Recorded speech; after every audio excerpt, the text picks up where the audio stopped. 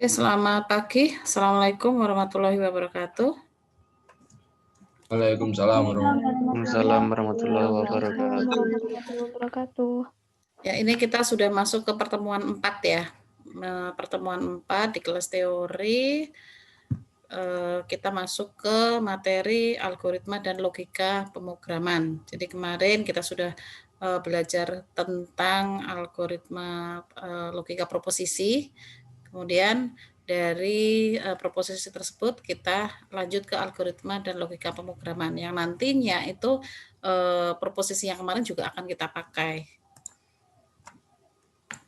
Nah, di sini untuk algoritma itu apa sih? Algoritma itu adalah urutan langkah-langkah logis untuk menyelesaikan sebuah masalah yang disusun dengan sistematis.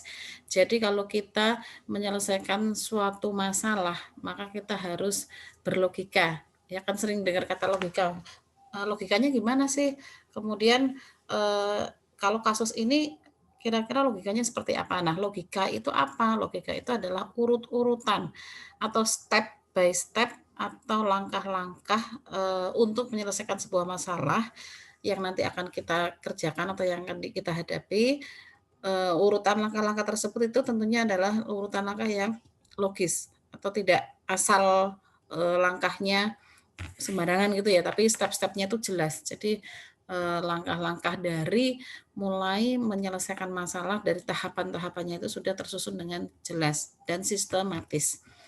Kemudian kalau program itu apa? Nah, kemarin sudah dari minggu pertama kita sudah praktek membuat sebuah program, masih sangat sederhana sampai dengan pertemuan ketiga kemarin ya. Jadi program itu adalah sekumpulan instruksi atau perintah komputer dengan bahasa tertentu yang berfungsi menghubungkan user dengan komputer. Atau bisa juga disebut adalah implementasi dari bahasa pemrograman. Jadi kalau kita ada masalah, kemudian kita selesaikan langkah-langkahnya secara logis dan sistematis, kemudian langkah-langkah tersebut kita tuangkan ke dalam program. Nah, dari program tersebut nanti hasilnya bisa dijadikan sebagai solusi user atau orang yang memiliki masalah tersebut. Contoh, misalkan ketika kondisi saat ini adalah pandemi COVID-19 ya. Sebelumnya kita itu kuliah adalah tatap muka, artinya kita selalu bertemu langsung di kelas ya. Teman-teman semua bisa melihat saya secara fisik, saya juga bisa melihat teman-teman semua. Tetapi karena tiba-tiba ada COVID, maka ini adalah suatu masalah. Ini adalah masalah besar di lingkungan kampus kita. Masalahnya apa? Masalahnya kuliah tetap harus berjalan. Nggak mungkin dong kalau misalkan ada COVID kok tiba-tiba libur. Lah liburnya mau sampai kapan? Sedangkan COVID ini kan nggak tahu ya sampai kapan akan berakhir. Sehingga masalahnya adalah gimana untuk menyelesaikan kuliah tetapi tidak tatap muka. Nah, di sini step-stepnya apa? Nah, maka pihak kampus akan menyelesaikan satu persatu. Contoh untuk perkuliahan itu banyak sekali langkah-langkahnya. Contoh yang pertama adalah pada saat presensi. Ini salah satu contohnya saja. Gimana presensinya atau untuk kehadirannya? Padahal kalau untuk perkuliahan kan untuk ngecek apakah mahasiswa itu dia aktif atau tidak kan salah satunya adalah dari kehadiran pada saat perkuliahan berlangsung. Nah, artinya ini adalah suatu masalah yang mana presensi yang biasanya itu diinstal di komputer kelas atau di komputer lab di kampus, mau nggak mau harus bisa diinstal di komputer dosen atau yang ngajar di rumah.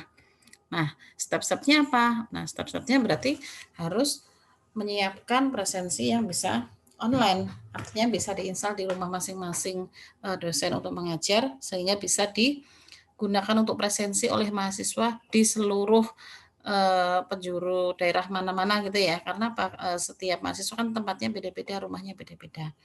Nah, itu masalahnya. Sehingga langkahnya gimana? Harus logis dan sistematis. Nah, itu contohnya. Kemudian programnya, maka programnya jadilah sebuah program yang digunakan untuk presensi seperti barcode yang tadi atau QR code yang tadi itu berupa aplikasi atau program. Jadi itu adalah sebuah implementasi dari permasalahan yang presensi. belum lagi masalah yang lain. Jadi step-stepnya nanti akan kita bahas di sini. Kemudian untuk kriteria dari algoritma di sini setiap langkah atau step itu harus jelas dan pasti. Jadi harus jelas apa yang akan dikerjakan langkah 1 sampai dengan langkah terakhir itu harus benar-benar jelas.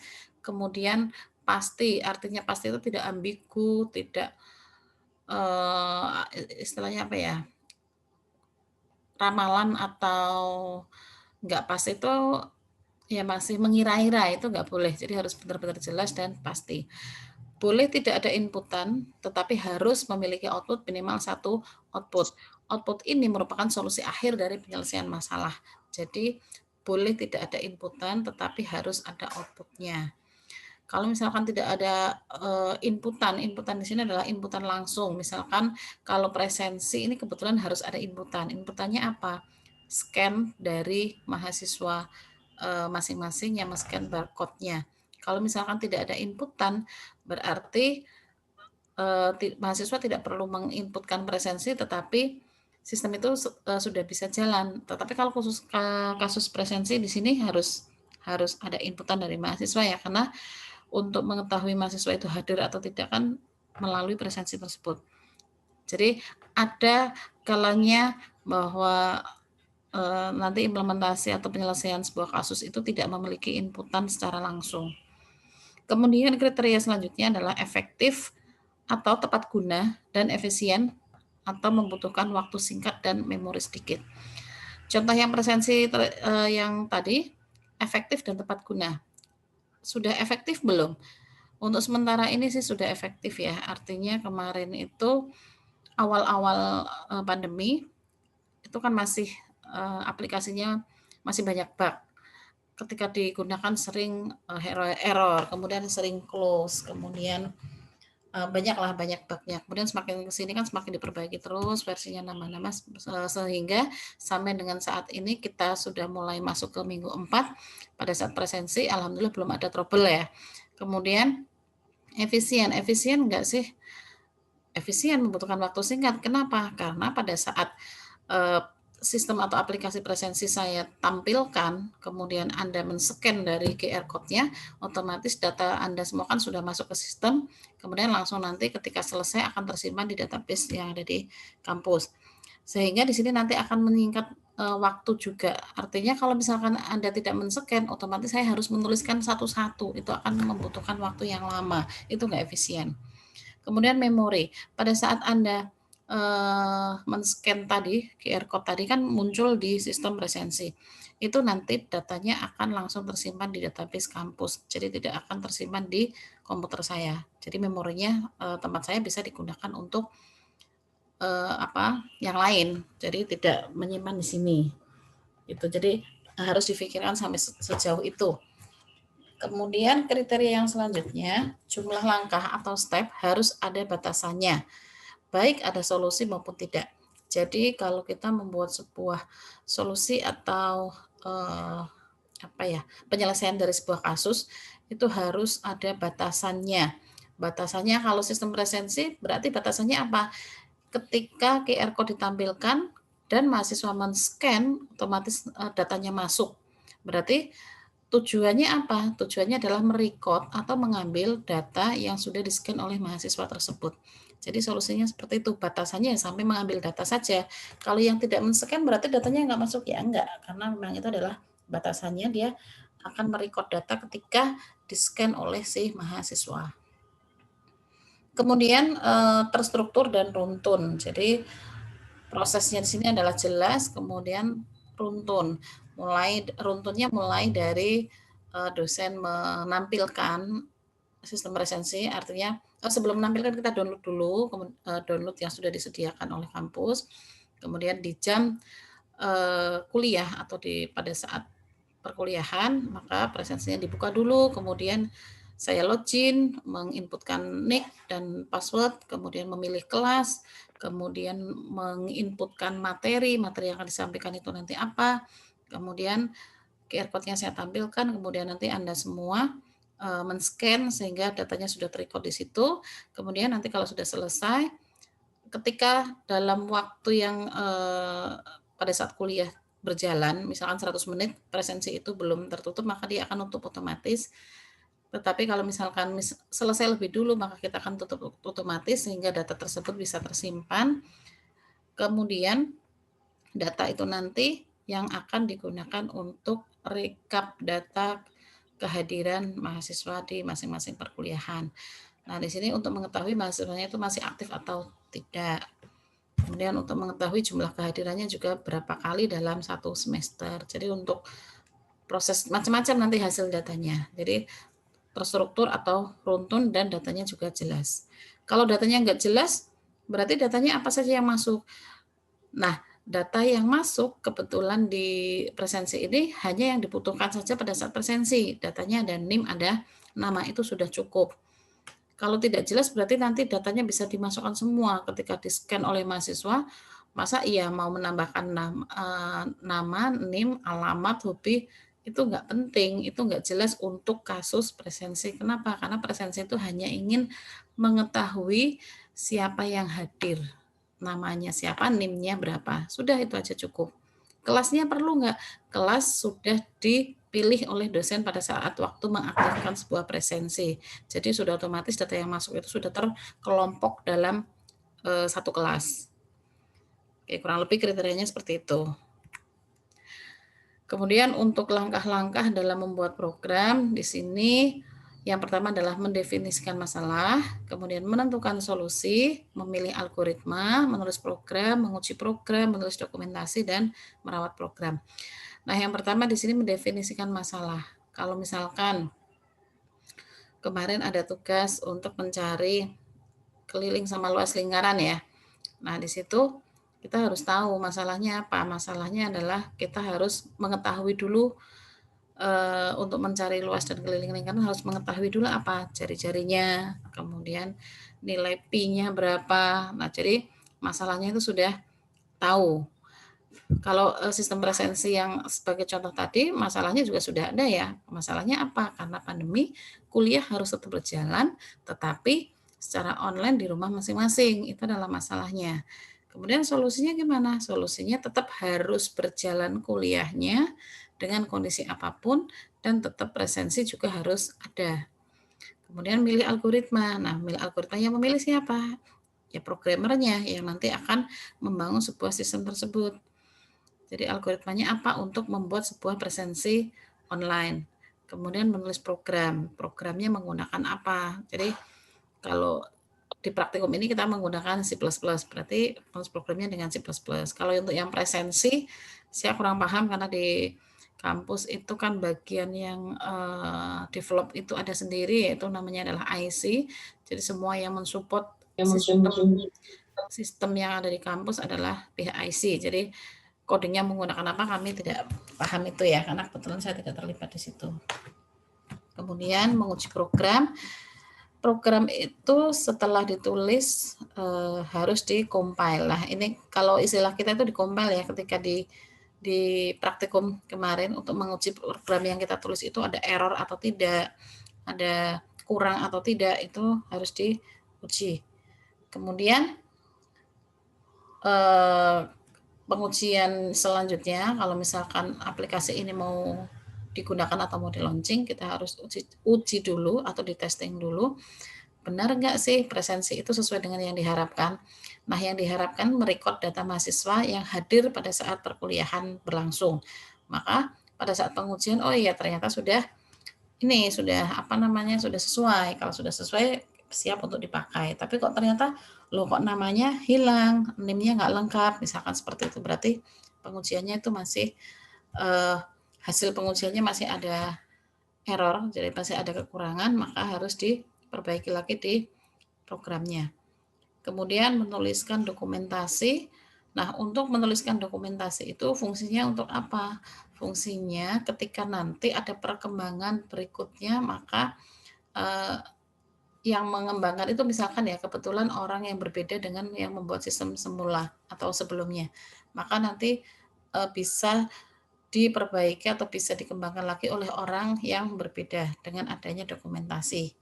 Nah, contoh misalkan presensi itu kan dulu versi 1 masih kuliahnya masih tatap muka.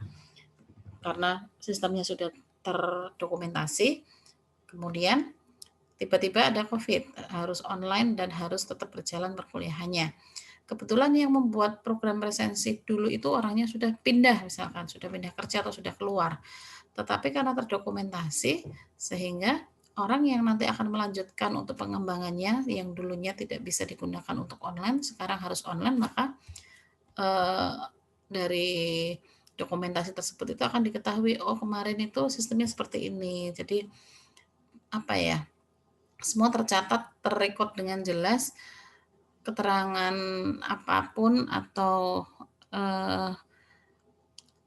apa ya, sesuai yang ada di aplikasi yang manual aplikasi yang lama itu semua tertulis. Sehingga pada saat untuk pengembangan sistem nantinya dari manual itu atau dokumen tersebut itu bisa dipelajari oleh orang yang nanti akan mengembangkan sebuah sistem. Kalaupun orangnya sama yang membuat dulu dengan yang mengembangkan itu butuh dokumentasi atau tidak, tetap butuh. Kenapa? Karena orang itu bisa lupa. Pada saat membangun itu mungkin sudah lama waktunya, sudah bertahun-tahun, karena memang dari dulu kan belum pernah ada pandemi seperti ini, sehingga pada saat mau, dibuat ke sistem yang online sekarang, maka otomatis orang tersebut pasti banyak lupanya, gitu. Jadi memang dokumentasi di sini adalah penting. Kemudian merawat program. Nah, gimana sih cara merawat program? Apakah harus dibersihkan dari kotoran, misalkan dilap, dicuci? Nah, enggak ya, karena programnya itu kan tidak terlihat secara fisik. Jadi beda perawatannya dengan mungkin perawatan dengan komputer. Kalau perawatan dengan komputer kelihatan gitu ya. Kalau aplikasi enggak. Jadi perawatannya seperti apa? Bisa di backup secara berkala. Kemudian ketika aplikasi itu digunakan atau program itu digunakan kan running ya, sering running. Nah, ketika sering running itu biasanya ada temporary yang harus dibuang. Artinya apa? Temporary itu nanti akan berlambat. Misalkan ada ini, coba dilihat ketika nanti Anda mengetikkan program di C ya, di C++. Ketika Anda running, nanti di foldernya nanti kan muncul banyak file yang nggak digunakan, nanti ekstensinya beda-beda. Nah, itu nanti akan semakin lama digunakan, akan semakin banyak temporary tersebut. Sehingga kalau misalkan tidak dibuang secara berkala, itu nanti akan menjadikan penuh penyimpanannya. Jadi kalau semakin penuh, nanti jadinya akan memperlambat proses dari running sebuah program tersebut. Nah, yang dibutuhkan mungkin hanya file Excel-nya saja, ya itu yang bisa disisakan. Jadi tidak semuanya. Jadi untuk temporary itu bisa dibuang atau dibersihkan. Nah, kemudian untuk penulisan algoritma, kan tadi kan step-stepnya harus jelas dan runtun ya. Di sini untuk penulisan algoritmanya ada 3 tahapnya. Yang pertama adalah menggunakan kalimat deskriptif, kemudian yang kedua menggunakan flowchart atau bagan alir, kemudian yang ketiga adalah menggunakan pseudocode atau kode semu. Nah, jadi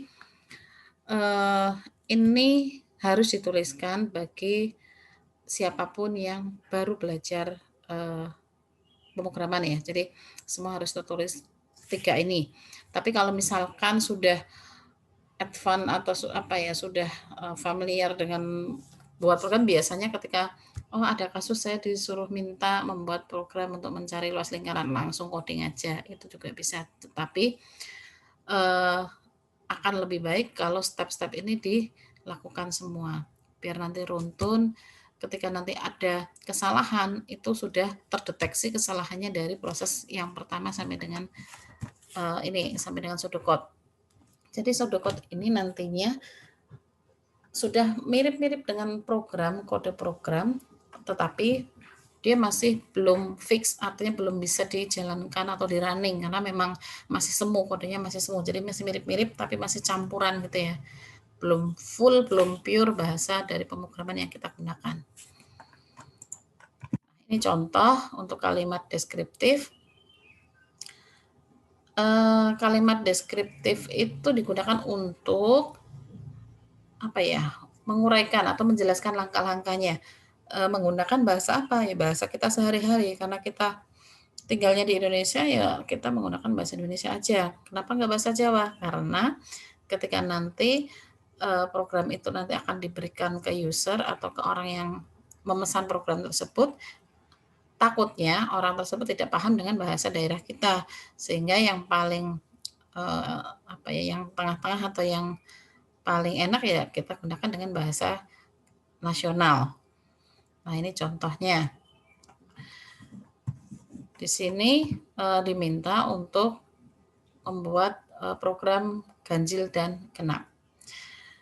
Diberikan sebuah bilangan bulat positif X untuk dicek apakah termasuk ganjil atau genap. Jadi di sini soalnya seperti ini atau permasalahannya seperti ini. Kita disuruh membuat program untuk menentukan ganjil dan genap. Kemudian dikasih clue-nya. Diberikan sebuah bilangan bulat positif ke dalam X untuk dicek apakah termasuk ganjil atau genap. Nah, dari seperti ini kita logikanya harus jalan. Nah, langkah-langkah logika atau algoritmanya gimana? Nah, di sini dengan kalimat deskriptif pertama ya yang diselesaikan dengan kalimat deskriptif nomor 1 atau yang pertama adalah kalimat genap dan ganjil atau ganjil dan genap. Otomatis untuk mengetahui ganjil itu seperti apa, untuk mengetahui genap seperti apa kan gitu. Nah, maka algoritmanya yang pertama adalah jika X habis dibagi 2, maka tulislah genap. Jika tidak, maka tulislah ganjil. Jadi ketika sudah ada bayangan, oh ganjil genap. Genap itu yang habis dibagi 2. Kalau yang ganjil berarti yang tidak habis dibagi 2. Kemudian setelah itu kita lanjut ke flowchart-nya. Flowchart-nya itu apa? Flowchart-nya adalah berupa simbol untuk menggambarkan aliran data atau langkah-langkah dari penyelesaian kasus genap yang ganjil tersebut. Nah, di sini sudah simbolnya itu kita tidak boleh sembarangan karena kita sudah ada ketentuannya. Dari masing-masing simbol itu ada artinya. Nah, di sini mulai sama akhir atau selesai itu simbolnya sama. Mulai, kemudian tadi kan dibacakan ada X-nya ya. Nah, ini diberikan sebuah bilangan bulat positif ke dalam X. Makanya di sini kita gunakan X. Baca X-nya. Kemudian X itu apakah genap atau ganjil. Nah, genap ganjil itu untuk mengetahui menggunakan operator atau operasi mood ya. Ketika X di mood 2 sisanya 0, maka kalau ya, maka dia adalah bilangan genap. Tapi kalau X mood 2 sisa 0, tetapi tidak sisa 0, di sini bacanya adalah jika X mood 2 tidak sama dengan 0, maka tuliskan ganjil. Jika X mood 2 sama dengan 0, maka dia genap. Setelah itu hanya menampilkan genap dan ganjil, dia selesai. Nah, ini untuk flowchart-nya. Kemudian untuk pseudocode-nya, di sini kode-kode yang digunakan kode-kode umum sih ya, artinya kode pemrograman umum. Jadi istilahnya sudah sedikit ada kata-kata yang dikenali oleh pemrogramannya. Nah, contoh di sini X-nya itu adalah untuk kalimatnya tadi, angkanya tadi ya, atau bilangannya tadi bisa positif bisa negatif tadi ya. Nah, di sini X itu kan harus dikenali. Kalau di program di sini adalah menggunakan integer atau int atau float gitu ya. Integer bukan float. Float itu adalah bilangan yang pecahan, padahal di sini kan tadi bulat ya. Di sini bulat positif ketentuannya. Berarti maka di sini X-nya adalah integer. Kemudian algoritmanya di sini dibaca X. Jika X mood 2 sama dengan 0, maka atau then tuliskan genap. Jika tidak atau else atau yang lain, maksudnya yang lain apa? Yang lain selain ini. Selain X di mood 2 sama dengan 0, maka tulisnya adalah ganjil. Nah, ini pseudocode-nya. Nah, kalau programnya gimana? Programnya nanti kita bahas di lab aja.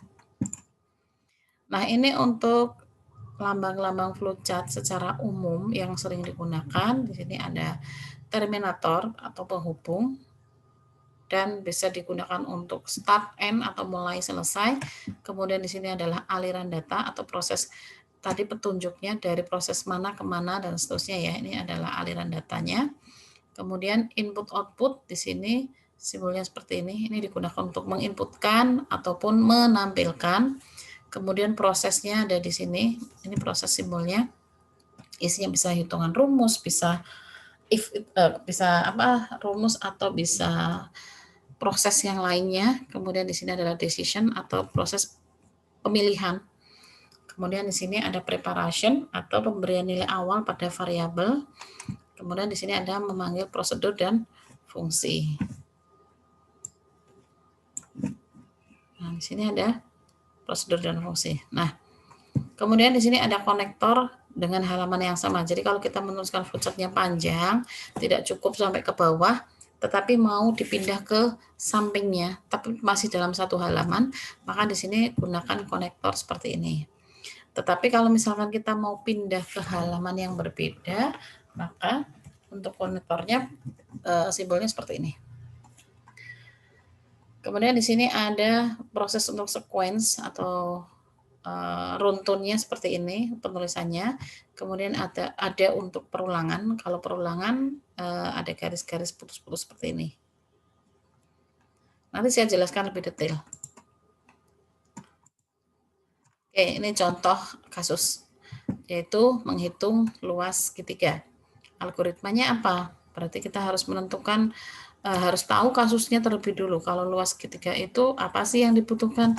Kita harus membutuhkan alas. Kemudian kita harus membutuhkan juga tinggi. Kemudian rumusnya gimana? Kalau luas itu rumusnya adalah setengah alas kali tinggi. Maka setelah itu kita tampilkan hasil luasnya. Nah, untuk flowchartnya sini mulai, kemudian masuk, tadi kan masukannya ada dua, ada alas, ada tinggi ya. Di sini inputkan alas, inputkan tinggi, kemudian prosesnya apa? Prosesnya untuk menghitung luas. Rumusnya adalah luas, kemudian alas kali tinggi dibagi 2. Outputnya apa? Yang akan kita tampilkan adalah hasil luasnya. Ini simbol input, input, input sama ya. Ini kenapa kok lebih gemuk? Karena nggak cukup aja. Jadi mau lebih panjang, mau gemuk, nggak masalah. Yang penting di sini simbolnya harus sesuai. Kemudian kalau sudah menampilkan hasil luasnya, maka sudah selesai. Tinggal dibuat ke pseudocode-nya. Nah, ini tadi pseudocode dengan algoritma itu bisa dibuat seperti ini atau disejajarkan biar nanti lebih enak. Tadi yang pertama apa? Masukan panjang. Maka ke dalam pseudocode di sini adalah input panjang, masukan lebar adalah input lebar. Kemudian di sini prosesnya nilai luas adalah panjang kali lebar. Di sini juga panjang kali lebar, kurang ya, dibagi 2, di sini kurang bagi 2. Kemudian hasilnya apa? Tampilkan luas. Di sini adalah print luas. Ini pseudocode-nya seperti itu. Sehingga nanti ketika di coding sudah lebih enak. Oh, di sini ada inputannya 2. Artinya ada 2 variabel. Variabelnya adalah panjang dan lebar. Kemudian ada luas di sini hasilnya. Berarti selain variabel panjang dan lebar untuk input, di sini juga ada variabel output namanya adalah luas. Luas itu digunakan untuk apa? Untuk menampung hasil dari panjang dikali lebar. Gitu. Ini ada contoh lain. Misalkan algoritmanya, jika sudah selesai cetak invoice, maka pseudocode-nya apa? If kondisi selesai sama dengan dan kemudian selain itu adalah invoice. Jika sudah selesai maka dia cetak invoice. Kemudian nilai A dibagi dengan 2. Maka di sini A dapatnya dari A dibagi 2. Jika nilai A lebih besar dari 2, maka nilai A dikalikan 3. If A lebih besar dari 2, maka A adalah A dikali 3. Dari 2 bilangan A dan B, cari bilangan terbesar. Di sini, jika A lebih besar dari B, kemudian tampilkan A. Selain itu tampilkan B. Masukkan semua mata kuliah yang ingin ditampilkan pada semester ini. Dari mata kuliah sama dengan 0 sampai dengan mata kuliah kurang dari mata kuliah yang diinginkan. Masukkan data mata kuliah. Nah, jadi dalam pembuatan pseudocode itu penting sekali untuk menjadikan acuan adalah di bahasa yang deskriptif tadi atau algoritma menggunakan bahasa deskriptif. Nah, di sini sebenarnya itu tidak ada aturan yang mengikat tentang penulisan algoritma dan pseudocode, karena fungsi kedua hal ini adalah untuk memudahkan seorang untuk menggambarkan urutan suatu kejadian.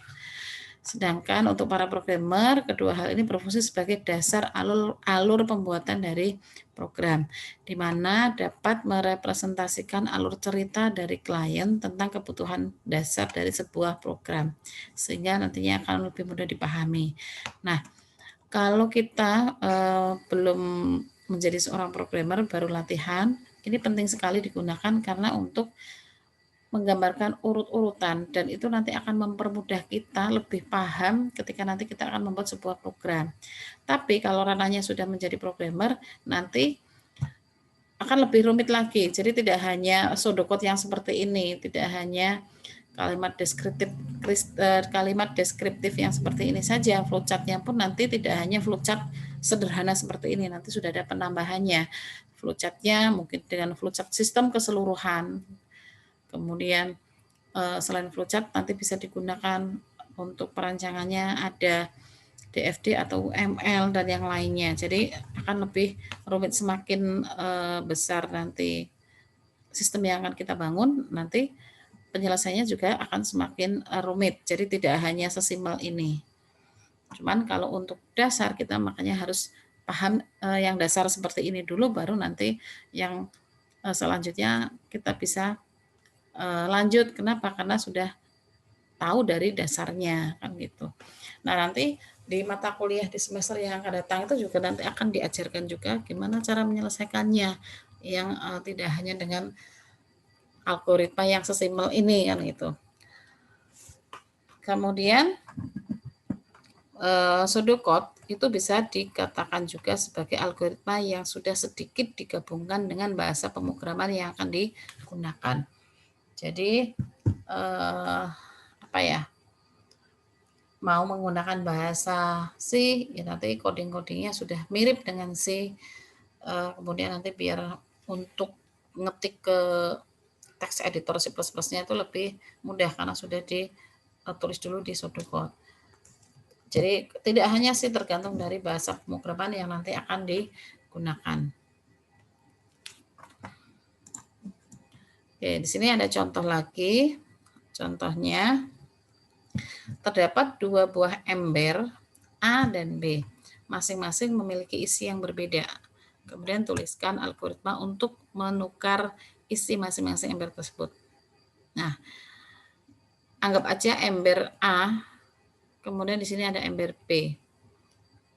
Bisa saya ilustrasikan ini ya, sambil kita membayangkan bahwa A ini adalah gelas yang berisi kopi.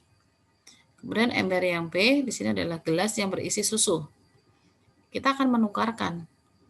Pada saat akan menukarkan dari gelas A dan B, dan semua gelas itu terisi, sudah terisi, A adalah susu, B adalah kopi. Gimana cara kita akan menukarnya? Ada yang bisa jawab? Saya, Bu. Gimana? Boleh tuliskan NIM nanti di ini ya, di list di grup. Ya, Bu. Oke, gimana solusinya? Itu kita bisa, untuk langkah pertamanya bisa menyiapkan satu ember atau satu gelas lagi. Kemudian salah satu ember A atau ember B dituangkan ke gelas yang kosong. Kemudian ember yang masih ada isinya tadi dituangkan, misalkan kita tuangkan yang A tadi ke gelas kosong, kemudian yang B dituangkan ke A, Bu. Oke. Kalau sudah, yang isi dari A tadi dituangkan ke B. Oke. Ya, betul ya. Tepat. Jadi karena ember atau gelas A dan B itu kan sama-sama penuh, sehingga nggak mungkin dong kalau misalkan kita tukar. Yang ada kalau langsung kita tukar pasti tumpah isinya, yang kedua campur, jadi warna putih dan warna hitam kan. Maka kita butuh yang namanya variabel bantu atau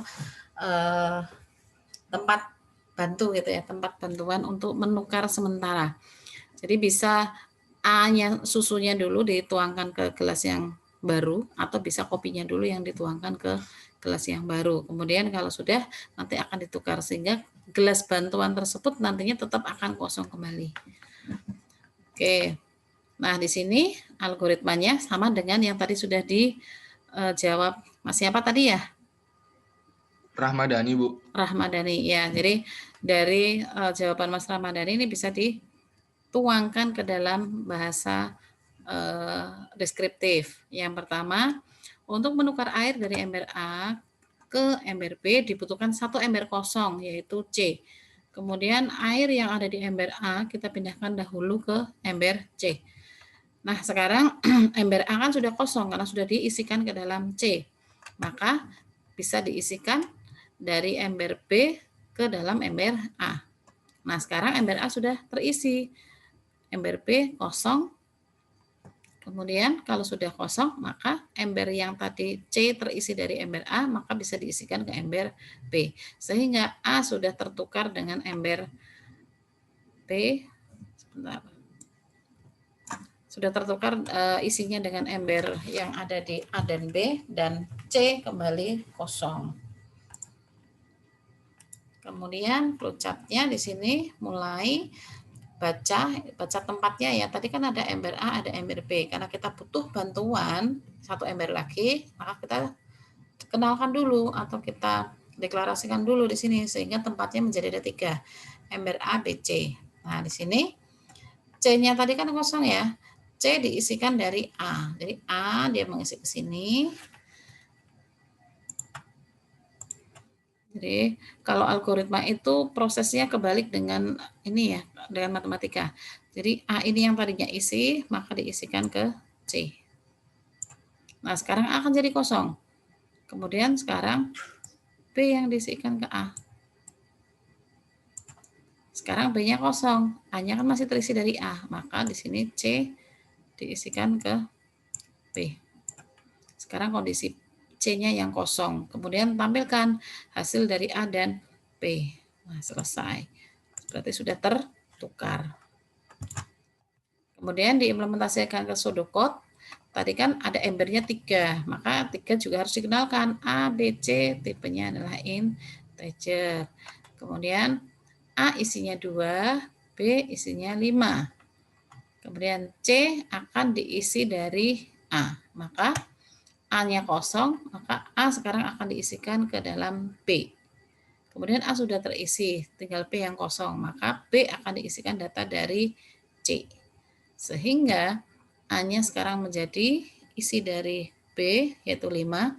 B sekarang isinya 2 yang ada di isian A atau variabel A. Jadi seperti itu prosesnya. Sampai sini ada yang mau ditanyakan dulu? Saya, Bu. Ya, boleh. Saya Elsa mau bertanya.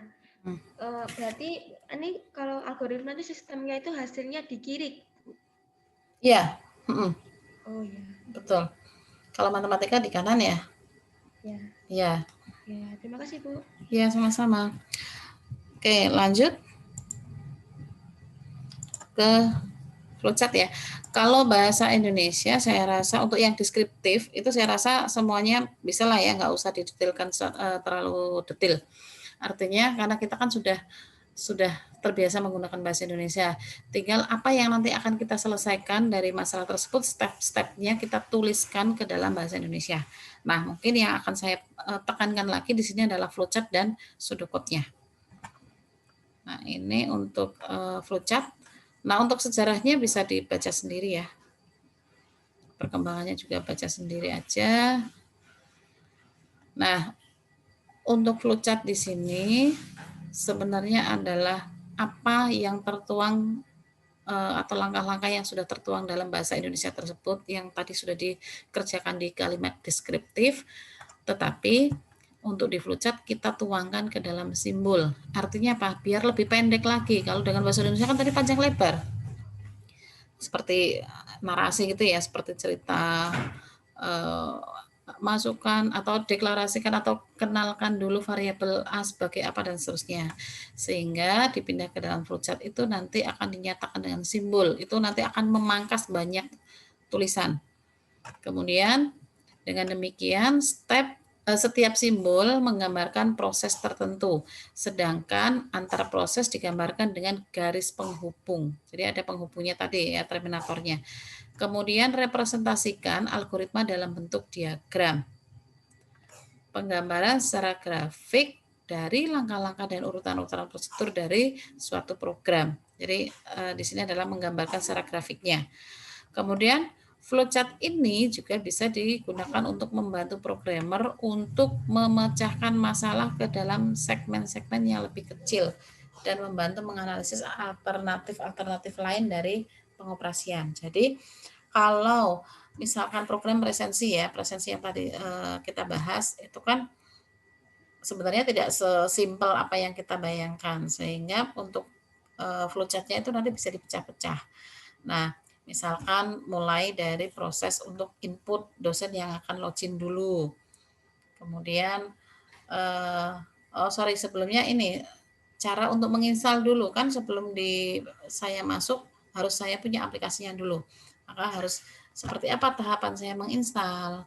Kemudian flowchart yang selanjutnya untuk login itu seperti apa. Kemudian flowchart yang berikutnya flowchart untuk mengisi presensi tersebut itu seperti apa. Nah, kemudian hasil dari presensi tersebut yang isinya sudah record data mahasiswa yang hadir pada saat perkuliahan, itu flowchartnya seperti apa. Nah, ini kan flowchartnya jadi kecil-kecil. Satu sistem tapi flowchartnya banyak gitu ya, kecil-kecil. Nah, nanti kalau kita sudah belajar lebih lanjut lagi, nanti kita akan belajar namanya adalah flowchart system, yaitu menggabungkan semua flowchart yang kecil-kecil tersebut ke dalam satu komponen flowchart. Jadi nanti bisa dibaca dari sisi dosen yang menginstal dan yang login, bisa dilihat dari sisi mahasiswa yang nanti akan menggunakan presensi tersebut, bisa juga dari sisi yang lain, yaitu gimana cara kita mengambil data record yang sudah disimpan dalam sistem presensi. Kemudian untuk pedoman membuat flowchart, di sini flowchart digambarkan dari atas ke bawah, dari kiri ke kanan. Jadi kalau flowchart flowchart program seperti itu. Karena flowchart itu kan banyak ya, jadi bisa ada untuk mungkin Anda pernah lihat ini ya, apa sih, misalkan di puskesmas atau di rumah sakit, cara untuk mendaftar BPJS langkahnya seperti yang ada di gambar, misalkan dari ada orang, kemudian harus daftar kemana, itu juga sebenarnya step-step atau alur yang digunakan untuk pendaftaran gitu ya. Nah, tapi di situ bukan flowchart dari program, gambarnya beda, simbolnya juga beda. Itu simbolnya nanti akan dibahas di mata kuliah SIM ya, di semester berikutnya. Itu nanti simbolnya ada bisa orang, ada gambar, dan seterusnya. Itu nanti jenisnya ada sendiri. Tapi kalau khusus flowchart program yang akan kita bahas di sini, yang nanti akan kita gunakan, itu harus dimulai dari atas ke bawah, kemudian dari kiri ke kanan. Kemudian aktivitas yang digambarkan harus didefinisikan secara hati-hati dan mudah dimengerti oleh pembacanya. Jadi kita tidak boleh membuat flowchart itu yang penting saya paham, tapi orang lain nggak paham, itu nggak boleh. Jadi harus paham semuanya, kita paham, orang lain juga paham. Karena kenyataannya di dunia kerja nanti, orang yang merancang sistem itu beda dengan orang yang membuat program, sehingga nanti ketika kita hanya sebagai seorang yang merancang atau yang menganalisis, kemudian programnya dilempar ke orang lain, maka orang lain tersebut harus bisa membaca flowchart yang dari kita buat. Jadi tidak boleh yang penting saya paham, orang lain mah terserah, itu nggak boleh, tapi harus sama-sama paham. Makanya di sini ada keselarasan atau ada simbol-simbol yang sama, kan nggak boleh dengan simbol sendiri. Kemudian kapan aktivitas dimulai dan berakhir itu juga harus ditentukan secara jelas. Tadi kan ada mulai, selesai, ada start dan ada stop atau end. Kemudian setiap langkah dari aktivitas harus diuraikan dengan menggunakan deskripsi kata kerja. Kemudian setiap langkah dari aktivitas harus berada pada urutan yang benar. Jadi urutannya itu harus sesuai. Kemudian lingkup dan ring dari aktivitas yang sedang digambarkan harus ditelusuri dengan hati-hati agar tidak ambigu. Nah, karena algoritma itu kan jelas, kanan-kanan, kiri-kiri gitu ya. Kalau misalkan tadi untuk genap ganjil, kalau nilai yang nanti di mood 2 sisanya 0 itu pasti genap. Kalau sisanya tidak 0 itu pasti ganjil. Nggak boleh kalau sisanya setengah atau 0, sekian jadinya apa ya, itu tetap masuk ke dalam ke dalam kategori yang tidak sama dengan 0 sisanya. Jadi kalau algoritma itu adalah kaku, artinya ya kalau ini ya ini, itu ya itu kan gitu. Nah, ini nanti akan biasanya akan mengalami kendala ketika kita sudah membuat program yang berhubungan dengan orang banyak. Artinya ketika sistem dibuat itu kan sudah kaku. Kalau misalkan aplikasi yang digunakan untuk presensi lagi ya, nggak apa-apa ya contohnya. Presensi itu otomatis akan menutup sendiri ketika waktunya sudah habis. Misalkan 100 menit. Kita mulai dari jam 7, nanti jam 8.40 ya, itu kan harus selesai. Otomatis presensi akan menutup dengan sendirinya dari jam tersebut. Nah, gimana kalau misalkan saya ngajarnya itu telat? Kalau misalkan saya login kan harusnya jam 7, tapi saya baru bisa masuk kelas itu jam 8. Baru login presensi jam 8. Apakah sistem presensinya nanti juga akan memperpanjang lagi selama 100 menit? Yang penting dalam satu presensi terbuka 100 menit. Nggak akan bisa seperti itu karena sudah dibuat bahwa presensi itu nanti adalah sesuai dengan jam jam mengajar atau jam perkuliahan dari sesi yang ada di jadwal masing-masing. Jadi harus jelas seperti itu. Kenapa kalau misalkan kita telat kok presensinya nggak bisa memperpanjang waktu juga? Karena nanti akan mengecoh di jam berikutnya. Misalkan di jam 8.50 kan nanti ada perkuliahan yang lain lagi. Nanti akan mengecoh seperti itu. Kemudian gunakan simbol-simbol flowchart yang standar. Yang seperti tadi yang standar itu sudah dibakukan ya. Artinya sudah setiap orang yang paham dengan coding itu sudah mengetahui simbol-simbol yang sudah ada. Kalau kita menggunakannya simbolnya bukan standar atau kita buat simbol sendiri, yang ada nanti yang paham adalah kita yang buat sendiri.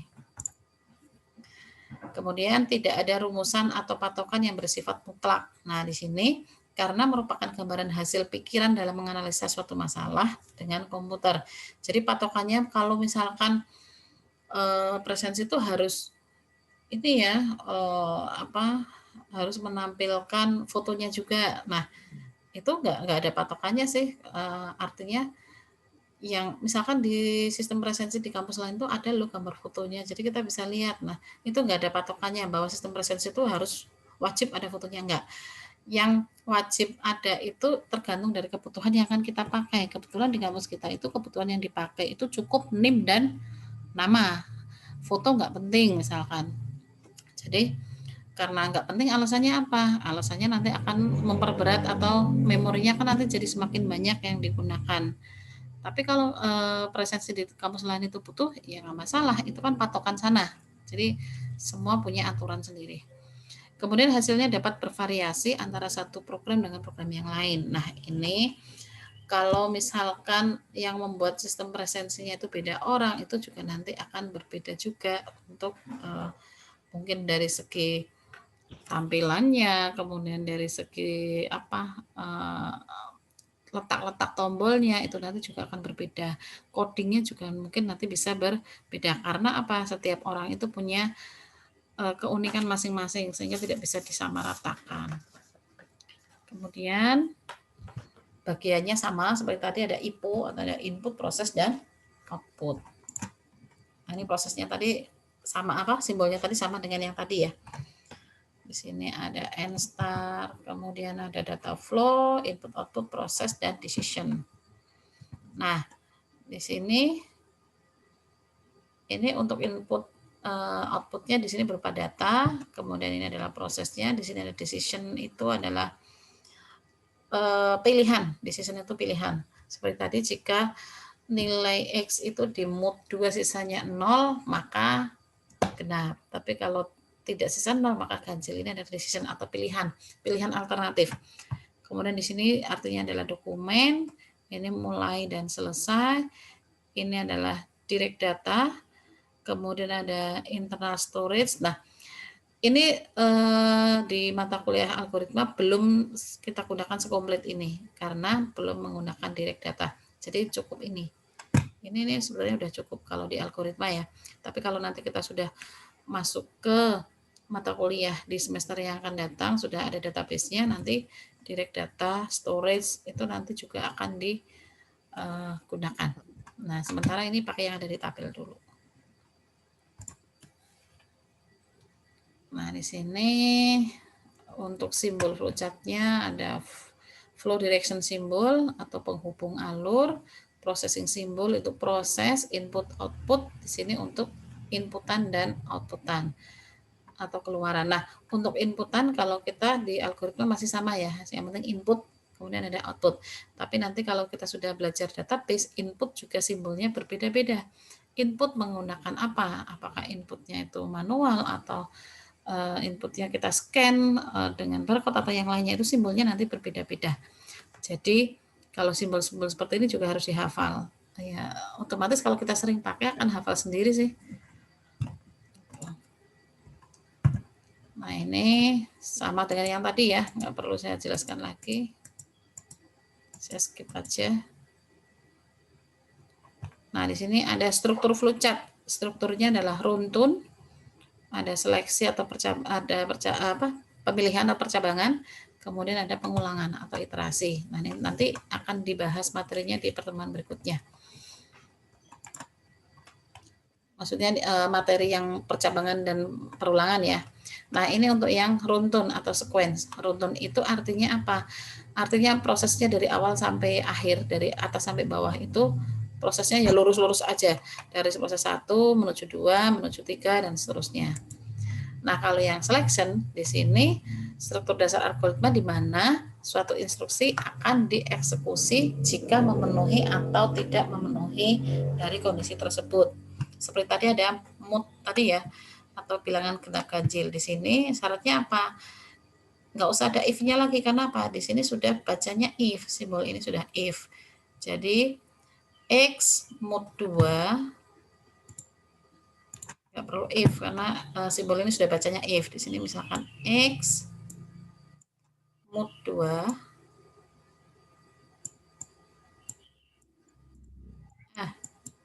itu D ya, mood 2 kalau benar. Berarti kalau di mood 2 nya belum ada 2. Di mood 2 sisanya 0 maka true kan. Kalau true maka dia genap. Tapi kalau tidak sisanya 0 maka dia genap. Maka sini genap. Ini ganjil.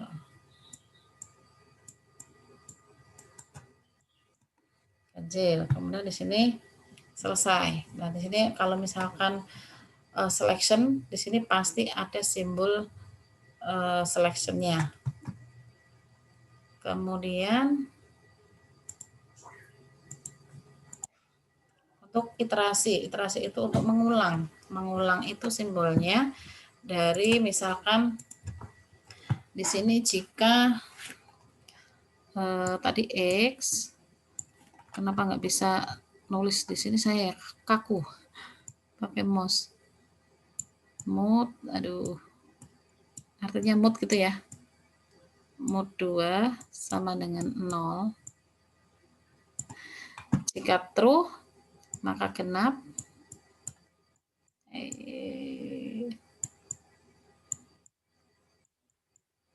Nah, kalau genap, maka dia akan lanjut lagi ke sini.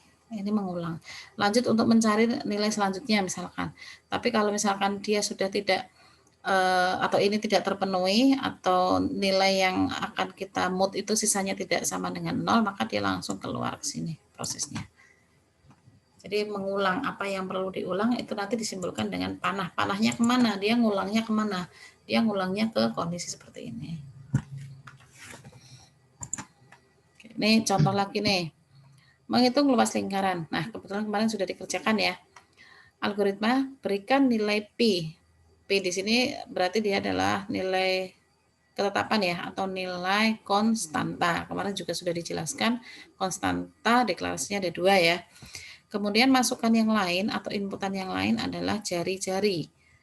Nah, kemudian untuk menghitung luasnya, di sini rumusnya adalah luas sama dengan Pi kali jari-jari kali jari-jari. Kemudian ditampilkan hasil luasnya. Nah, di sini mulai, kemudian baca dulu di sini ada nilai Pi-nya, yaitu nilai ketetapan bahwa Pi nilainya adalah 3,14. Kemudian di sini baca juga nilai variabel yang nanti akan kita inputkan, yaitu R. Kemudian hasil perhitungan luas juga nanti dikenalkan dulu di sini, di di deklarasinya, yaitu luas. Kemudian inputnya apa? Inputnya adalah jari-jari.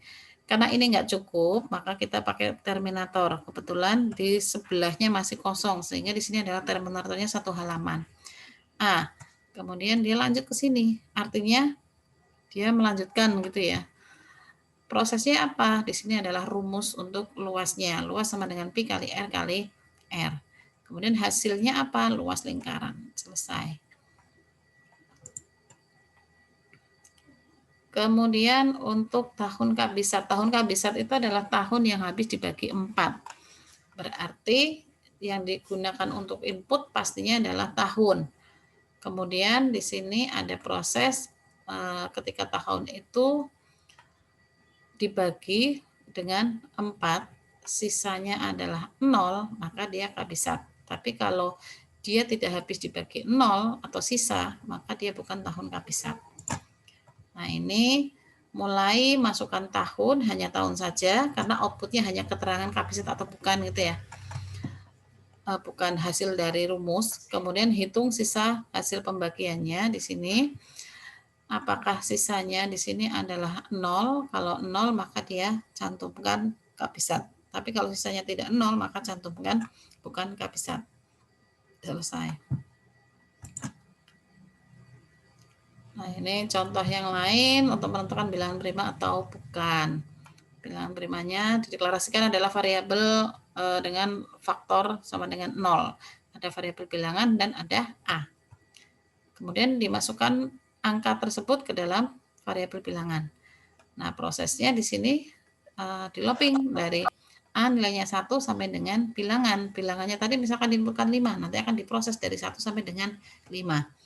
Nah, jika bilangan itu di mood A sama dengan 0, maka tambahkan 1 ke dalam nilai variabel faktor. Kemudian kembali ke langkah ketiga, yaitu proses ini. Tadi kan A-nya 1, kerjakan yang ini. Kemudian A-nya sekarang menjadi 2, kerjakan yang ini lagi. Dan seterusnya, sampai dengan semuanya tercapai, yaitu sampai dengan nilai bilangannya itu terlaksana, atau nilai yang tadi bilangan adalah 5, berarti dari 1 sampai dengan 5 dicek. Kemudian kalau sudah selesai, jika variabel faktor sama dengan 2, maka cetak bukan bilangan prima. Jika tidak, maka bilangan prima.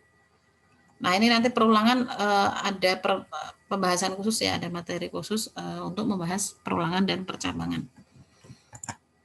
Nah, kalau flowchart-nya kalau sudah dengan perulangan itu akan lebih panjang lagi di sini karena panahnya jadinya banyak. Start, kemudian di sini untuk faktornya nilai awalnya adalah 0, kemudian B bilangan, kemudian A. Yang diinputkan adalah bilangan. Di sini dicek di sini nilai awalnya. Nilai awal dari A adalah 1, kemudian nggak cukup, terminatornya bulat ya. Maka dia ke sini 1, bilangan mood 2. Mood 2 itu dengan persen ya di sini. Mood 2 sama dengan 0. Kalau dibagi 2 sisanya 0, maka untuk faktor variabel faktor itu adalah ditambahkan 1. Tapi kalau tidak, maka nilai A-nya di plus 1. Tetapi kemudian kalau misalkan ya atau tidak, nanti ke sini ya. Misalkan kalau ya pun dia prosesnya juga akan menambahkan yang ada di sini. Kemudian kalau sudah di sini ada dicek apakah A hasil dari ini nilainya lebih kecil sama dengan bilangan. Kalau lebih kecil, maka dia ngulang lagi ke sini. Dia akan ngecek lagi bilangan moodnya tadi, bilangan dari nilai 1 sampai dengan batasnya tadi. Kemudian kalau misalkan tidak, maka dia ke sini. Pengecekan lagi faktor sama dengan 2. Kalau misalkan faktornya itu sama dengan nilainya 2, maka dicetakkan dengan prima. Tapi kalau faktornya itu nilainya tidak sama dengan 2, maka ditampilkan atau dicetak bilangan bukan kebalik, maaf. Kalau yang faktornya sama dengan 2, maka cetaknya bukan bilangan prima. Tapi kalau misalkan faktornya itu sama dengan 2, maka bilangannya tersebut adalah bilangan prima. Selesai. Nah, jadi lumayan butuh waktu panjang ya untuk menyelesaikan sebuah kasus dari kalimat deskriptif, kemudian flowchart, kemudian ada pseudocode. Ini baru flowchartnya, pseudocode-nya belum. Di sini ringkasan atau inti dari flowchart-nya adalah flowchart itu terdiri dari simbol-simbol standar yang digambarkan secara beruntun. Kemudian secara umum flowchart terdiri dari 3 bagian utama, yaitu input, proses, dan output. Itu untuk flowchart. Nah, untuk yang pseudocode,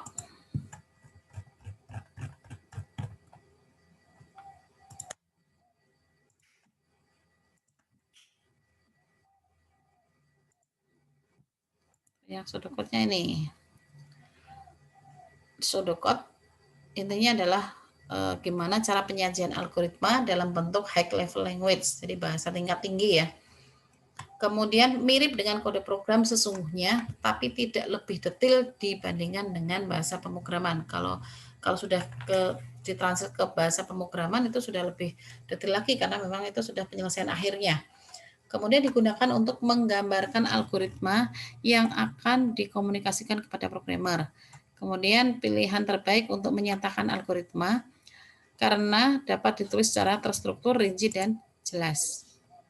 Nah, di sini pseudocode itu adalah metode penulisan bahasa Inggris sederhana yang merepresentasikan logik algoritma pemrograman. Jadi penulisannya sudah menggunakan bahasa Inggris karena di coding kan bahasa Inggris juga ya sudah mirip-mirip bahasa pemrograman tapi berupa bahasa Inggris di sini. Kemudian pseudo itu artinya adalah tiruan, sedangkan code adalah kode program. Sehingga pseudocode itu bisa disebut sebagai kode tiruan dari program sebenarnya yang ditulis dalam standar bahasa Inggris untuk mendekatkan dengan perintah-perintah yang terdapat pada bahasa pemrograman. Nah, format pseudocode-nya ada judul, ada nama program. Di sini adalah bagian terdiri dari atas nama, algoritma, dan penjelasan secara spesifikasi atau secara spesifik ya dari algoritma tersebut. Kemudian nama sebaiknya singkat dan menggambarkan apa yang dapat dilakukan oleh algoritma tersebut.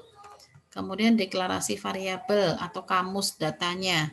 Di sini isinya mendefinisikan semua nama yang digunakan di dalam program. Nama dapat berupa tetapan, peubah, atau variabel, tipe, prosedur, dan fungsi. Kemudian deskripsi algoritma. Di sini bagian yang terakhir adalah deskripsi algoritmanya. Berisi uraian, bukan terakhir ya. Jadi yang ketiga, deskripsi uraian langkah-langkah penyelesaian masalah yang ditulis dengan menggunakan aturan tertentu.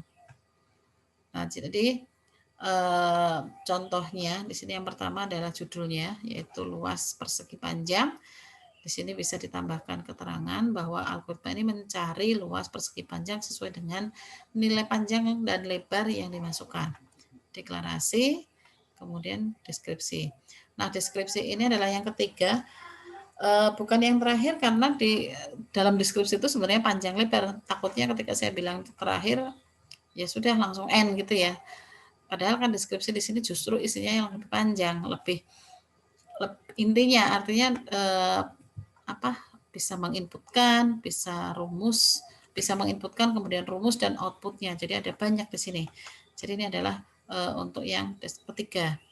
Kalau yang terakhir nanti takutnya hanya isinya N gitu, salah tangkap takutnya. Oke, di sini ada 6 operasi dasar. Yang pertama adalah input, output. Kemudian yang ketiga melakukan perhitungan aritmetik atau compute. Kemudian memberikan nilai suatu identifier atau store. Kemudian membandingkan dan memilih atau compare dan melakukan pengulangan atau looping gitu ya. Nah, di sini ketika komputer menerima informasi atau input, maka statement yang biasa digunakan adalah read, get, baca, input, keylin. Jadi macam-macam ya. Mau dituliskan read boleh, dituliskan get boleh, mau diinputkan baca boleh, mau input juga boleh, mau keylin juga boleh. Kalau kita mau pakai C, misalkan input menggunakan cin, itu juga sama ya. Perintahnya get, cin juga boleh. Karena kan sudah mendekati dengan bahasa pemrograman. Kalau kita mendekati bahasa pemrogramannya adalah menggunakan C++ yang mana perintah input menggunakan cin atau printf itu juga boleh dipakai. Nah, ini kebetulan yang dicontohkan adalah yang umum saja, yang apa ya, yang tidak memfokuskan ke salah satu bahasa. Kemudian kalau untuk menampilkan itu bisa print, write, put, output, display, cetak, atau bisa check out. Kalau di bahasa pemrograman yang kita pakai ya bisa check out, itu juga boleh. Melakukan perhitungan aritmetik, di sini ada add, ada subtract, ada multiply, divide.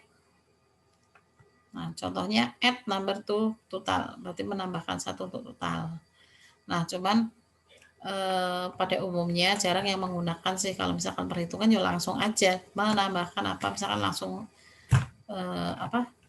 tambah 1 atau misalkan mau ditambah 2 gitu. Jadi jarang kalau yang apa ya, yang nanti yang ketika Anda membuat pseudocode-nya, biasanya yang ini khusus yang untuk melakukan aritmetik itu biasanya jarang digunakan. Jadi langsung tambah, bagi gitu langsung. Kemudian memberikan nilai ke dalam identifier. Di sini bisa menggunakan inisialisasi atau set. Ada juga yang menggunakan sama dengan, ada yang menggunakan save atau store. Jadi tidak baku, artinya ya yang penting ada untuk menambahkan nilai ke situ. Kemudian membandingkan atau mengcompare. Kalau mengcompare itu ini sudah umum, sudah lazim digunakan, yaitu menggunakan if, then, else, and if. Itu sudah umum. Biarpun di pemrograman nanti kita menggunakannya bukan if, then, else, tapi bisa menggunakan switch case atau hanya if saja, itu juga nggak masalah, tapi umumnya menggunakan ini. Kemudian perulangan di sini yang paling umum dituliskan menggunakan do while dan undo. Biarpun kenyataan di pemrograman nanti kita menggunakan for atau yang lain, itu nggak masalah. Yang penting kita sudah tahu perulangannya seperti itu. Nah, ini contoh mencetak angka 1 sampai 5. Program judulnya adalah cetak 1 sampai 5. Di sini ada nilai awalnya bahwa A nilainya 1, while itu akan diulang selama A tidak sama dengan 6. Artinya dia akan mengulang terus selama A-nya nilainya tidak sama dengan 6. Berarti kalau mulainya dari 1 tidak sama dengan 6, berarti otomatis sampai dengan 5 kan. Kalau 1 sampai dengan 5 kan tidak sama dengan 6. Kemudian di print atau hasilnya adalah A, kemudian hasil setelah di print maka di sini ada penambahan dari A, hasilnya misalkan A-nya 1, maka ditambahkan 1, maka menjadi A yang kedua. Terus diulang lagi and while, kemudian sampai setelah and while di sini dicek lagi. Kemudian di sini nilainya tadinya 1 jadi 2, 2 tidak sama dengan 6, kerjakan ini lagi dan seterusnya sampai dengan N. Nah, di sini untuk penjumlahan contohnya sama dengan yang tadi, tetapi di sini sudah ada outputnya. Setelah selesai maka akan ditampilkan totalnya. Kalau tadi kan belum. Kemudian untuk bilangan ganjil di sini judulnya, kemudian di sini ada nilai pendeklarasinya dari variabel, kemudian dibaca untuk nilai yang tadi sudah dideklarasikan. kemudian ini hasilnya seperti apa. Kemudian hasilnya adalah mengambil bilangan di mode 2. Kemudian di sini dia akan mencetak genap jika hasilnya di 0 ya. Jika hasil ini nilainya 0, genap. Jika hasil tidak nilainya tidak sama dengan 0, maka dia ganjil. Oke. Di sini ada contoh. Ini contoh panjang sekali nih.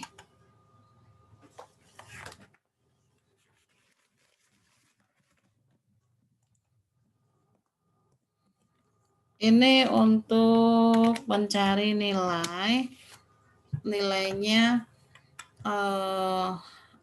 nilai konversi ya. Nilai nanti untuk nilai akhir ketika lebih dari 80 nilainya adalah A, 70 B, lebih dari 60 C, lebih dari 50 nanti D, kurang dari 50 nanti E. Nah, ini penyelesaiannya seperti ini. Bacanya adalah nilai. Nilai kan tadi yang diinputkan. Jika nilai yang diinputkan itu lebih besar dari 80, maka tuliskan A. Else if atau jika selain itu, maka nilai lebih besar dari 70, maka tampilkan B. Selain itu, berarti selain yang ini ya, selain yang ini dan yang ini. Ini kan yang pertama. Jika kalau yang else yang pertama, jika selain yang nomor 1 itu tidak terpenuhi, maka dia akan kerjakan yang nomor 2. Yang nomor 3, jika selain itu yang mana? Selain itu yang nomor 1 dan yang nomor 2. Jika selain itu, maka nilai jika lebih besar dari 60, maka cetak C. Jika selain itu yang mana lagi? Selain itu, jika nilainya tidak sama dengan 1, 2, 3, maka nilai lebih besar dari 50, maka nilai cetaknya adalah D. Maka yang terakhir, else, right? Jika selain keempat nilai tersebut, nah berarti nilai yang ini, maka tampilkan nilai E. Jadi if-nya ada banyak. Nah, kemudian kalau dibuat ke dalam pseudocode, di sini ada input XY, kemudian Z-nya adalah X tambah Y, ratanya adalah Z dibagi 2, kemudian outputnya adalah rata-rata. Nah, di sini ada, kalau ini yang tadi ya, yang contoh di flowchart, ini kemudian ditampilkan ke dalam pseudocode. Kemudian untuk yang luas dan keliling, di sini B-nya diketahui dulu, kemudian keliling rumusnya ini ditulis, kemudian luasnya juga ditulis, hasil outputnya adalah keliling dan luas. Jadi ini loh, kok tiba-tiba beda. Ini adalah penyelesaian pseudocode dari contoh flowchart yang tadi. Tadi kan baru flowchartnya aja, kemudian diselesaikan dengan pseudocode seperti ini. Biar nggak nulis double, makanya saya langsung lanjut ke sini. Oke, itu kurang lebih untuk materi ini ya, materi dari flowchart dan pseudocode. Flowchart, pseudocode, dan bahasa yang ditulis dengan deskripsi ya, atau deskriptif. Sampai sini ada yang mau ditanyakan dulu? Saya, Bu. Apa? Monggo. Teresa.